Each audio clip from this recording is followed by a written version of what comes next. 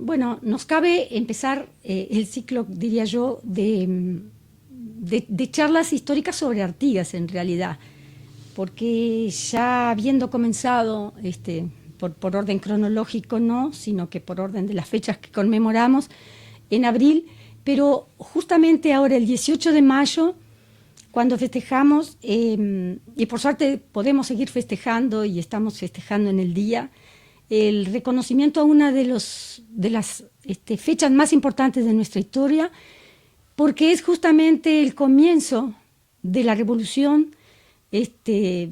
donde participa Artigas, porque si bien a través del grito de Asensio y de cuando comienzan los orientales a levantarse en armas, es acá que aparece acrecentada la figura de Artigas. Un Artigas que hace mucho ya estaba en contacto con el campo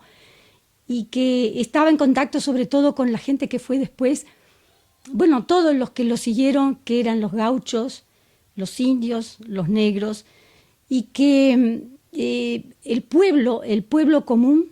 que seguía a un hombre que había sido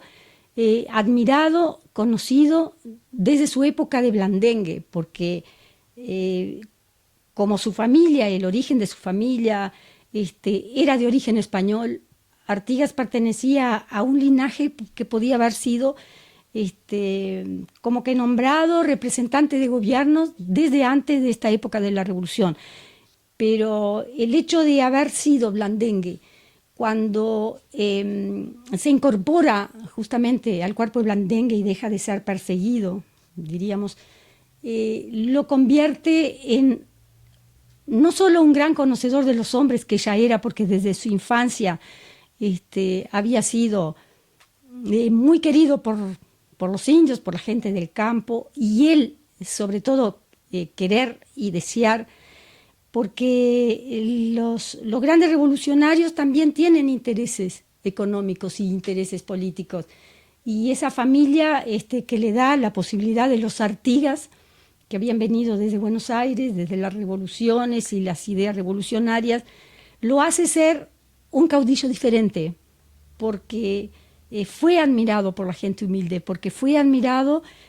por su habilidad desde joven en las tareas del campo. Un hombre valiente, un hombre guerrero, un hombre decidido, pero que ahora se va a convertir paulatinamente en un líder político, en un hombre que tiene no solo la capacidad de seguir, de que lo sigan y de seguir sus ideales de independencia, de libertad, sino que lo hacen ser el representante de ese pueblo, de ese grupo de gauchos que no tenían una idea política, pero sí seguían al hombre, seguían al líder. Y bueno, esta batalla de las piedras le va a dar la oportunidad de convertirse también en otra cosa que fue siempre Artigas, que fue un gran militar. Después se va a convertir en un gran estadista, en un hombre que sabe de economía cuando organiza lo de la distribución de tierras.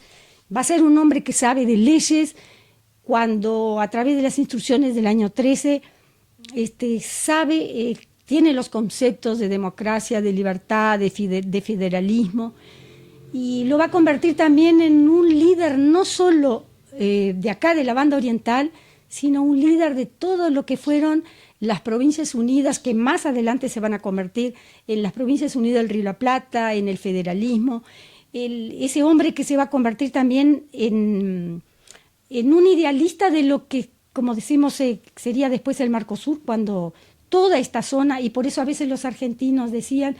Artigas era argentino, porque no había una frontera, no había un límite, no había una idea de país independiente. Y Artigas siempre tuvo la idea de que nosotros somos parte, seríamos parte de todo esa gran América,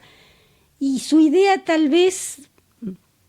sería mucho más que acá, que la banda oriental, mucho más que el Río Grande de acá, de esta zona de las provincias argentinas, sino mucho más tal vez de toda América. Entonces ese hombre que va a ser estadista, que va a ser, como decíamos, protector de pueblos, un hombre que piensa en la educación, un hombre que piensa en la salud, un hombre que piensa en, bueno, en la educación pública por la biblioteca, justamente que en mayo también va a apoyar, tiene acá la oportunidad en la Batalla de las Piedras en demostrar justamente ese valor, esa capacidad que tiene, eso que él hizo en la forma que cómo acorraló a los españoles, como un grupo, como un ejército bien formado, un ejército español que tenía o que sabía pelear y que había peleado en campos de batalla en España, y él con gauchos, con tacuaras, con armas comunes con las que trabajaban, con hojas de tijera de esquilar, haber hecho esas propias lanzas, es capaz de, a través de su gran inteligencia, de rodear, de conocer el lugar, de saber por dónde podía envolver y atacar a esos españoles, que también la diferencia de números era importante, que el arma, que toda la parte militar podían haber tenido la ventaja, pero Artigas acá también se destaca como el hombre que sabe organizar, que sabe dirigir a ese pueblo, y que después también se convierte en un hombre humanitario. Por eso digo, solo acumulo características y alabanzas de Artigas, es obvio, porque están todas en él y se manifiestan desde ahora, y no es solo por la Batalla de las Piedras, sino que, todo trasciende toda su vida en esto, y aprovecho siempre la oportunidad para destacar todos los valores de Artigas. Y acá entonces esta capacidad militar, esa capacidad técnica que tiene, que lo convierte en un líder, que lo convierte en un hombre que sabe pelear, en un hombre que sabe cómo atacar, en un hombre que sabe convencer a esa gente, y que después cuando ganan la batalla y llega hasta Montevideo, empieza a hacer una de las cosas que le hicieron siempre, que fue trancarlo, después que va a terminar incluso siendo traicionado tanto por los españoles como por argentinos o por lo que sean, incluso gente de acá mismo. Es un hombre que tuvo que enfrentarse a todo eso, y acá lo vemos, otra de las características más importantes de Artigas, que es la humanidad. Así como fue el que amalgamó esa cantidad de gauchos, esa cantidad de gente común que no tenía la idea, no sabía ni lo que era política, lo que era independencia, sino que seguían al hombre, seguían al caudillo porque confiaban en él, porque sabían lo que querían. Gente que no sabía de ideas de política, de país, de independencia, pero que lo siguieron siempre, porque tenían que tener la confianza en ese caudillo.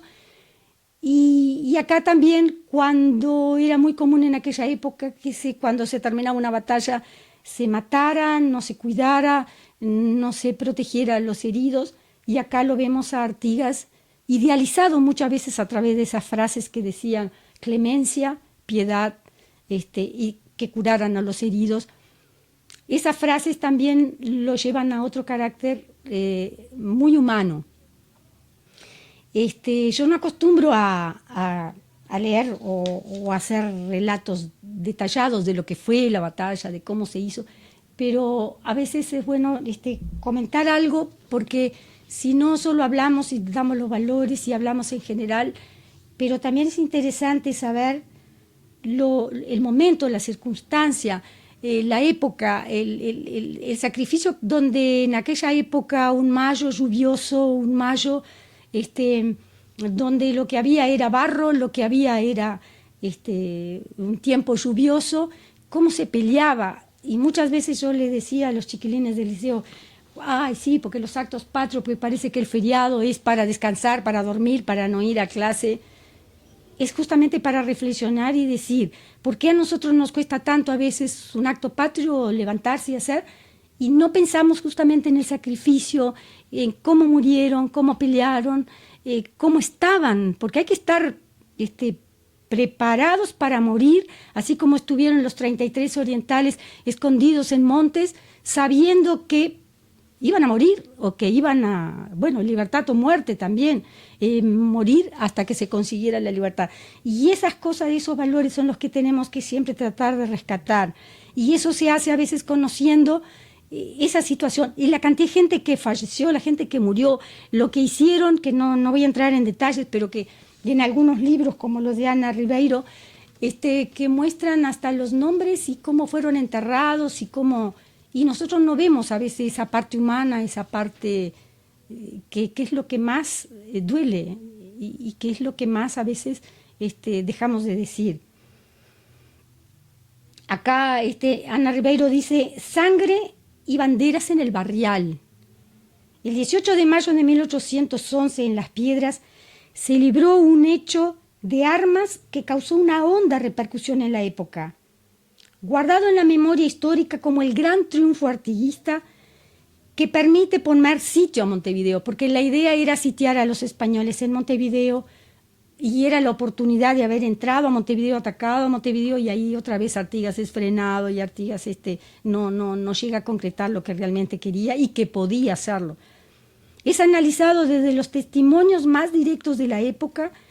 en un episodio en el que el coraje, pero también cobardías, heroísmos, sangres y heridas de dos ejércitos se enfrentaron y se mezclaron en el barro, porque llovió durante días en aquel mes de mayo. En el territorio cercano a Montevideo, pero que entonces era ya plena campaña, rondaban las fuerzas españolas y las revolucionarias, confundiéndose los motivos militares con los enojos personales. Siempre van a estar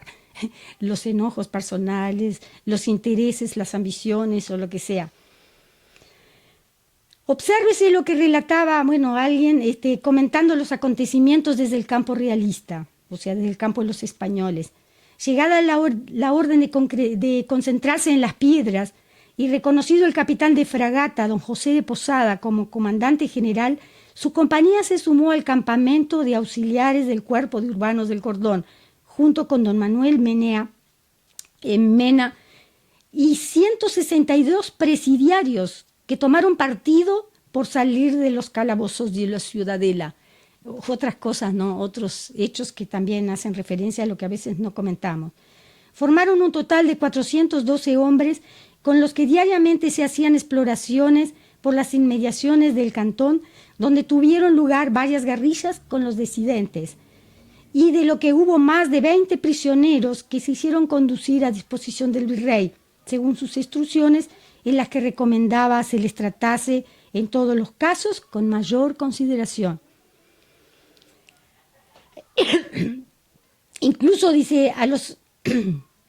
aprensores se le daba en el acto del presentar a un individuo de tropa 20 pesos, siendo oficial 50 y jefe 100. Acá vemos otros detalles que a veces no comentamos, que es el pago por este tipo de actividades, ¿no? El 16 ya no teníamos carne fresca y de la plaza se exigían, por lo tanto, que era forzoso salir de la división con dirección a la villa de Pando. Bueno, y acá vieron, ¿no?, cantidad de detalles que tienen que ver hasta con el suministro, con la comida, con las condiciones, se imaginan, de días de lluvia, mojados y todo eso. Y en esas condiciones se da una batalla que, termina siendo victorioso Artigas y sobre todo siendo victorioso su carácter, su espíritu de clemencia, de piedad, que eso no creo haberlo visto en ninguna otra vez, en algún otro héroe, en ninguna época. Por eso Artigas es para nosotros el héroe máximo.